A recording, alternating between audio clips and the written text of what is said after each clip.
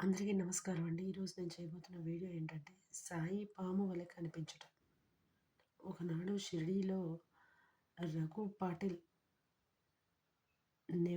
నివాస్‌లే అనే ఒక వ్యక్తికి ఆహ్, అతను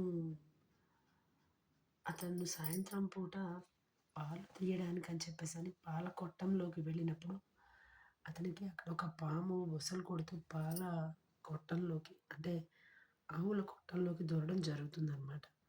అయితే అది చూసి అందరూ భయపడతారు. అలాగే ఆవులు కూడా భయపడడం మొదలవుతాయిందనమాట.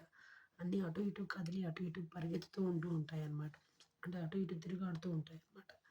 అయితే అతను వచ్చి అది ఏం చెయ్యదు. అది బాబా.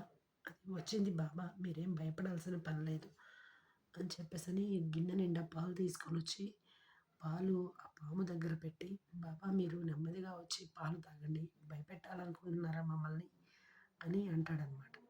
అయితే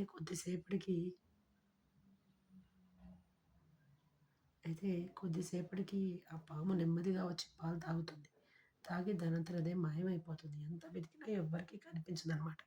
అలా కనిపించకపోవడం వల్ల అందరూ వెతుకుతారు. అందరూ ఎంత వెతికినా కనిపించదు. అయితే అయితే ఏమవుతుందంటే అందరూ కొద్దిసేపటికి బాబానే వచ్చారేమో ఇలాగా అనేసి అందరూ నమ్ముతారనమాట. ఎవరికీ ఏ హాని చేయదు. దానంతట అదే వస్తుంది. వచ్చి అలా చూసి కాసేపు ఆ పాలని పెట్టిన పాలని తాగేసి మాయమైపోతుందనమాట. ఈరోజుకి ఇంతేనండి. నమస్కారం.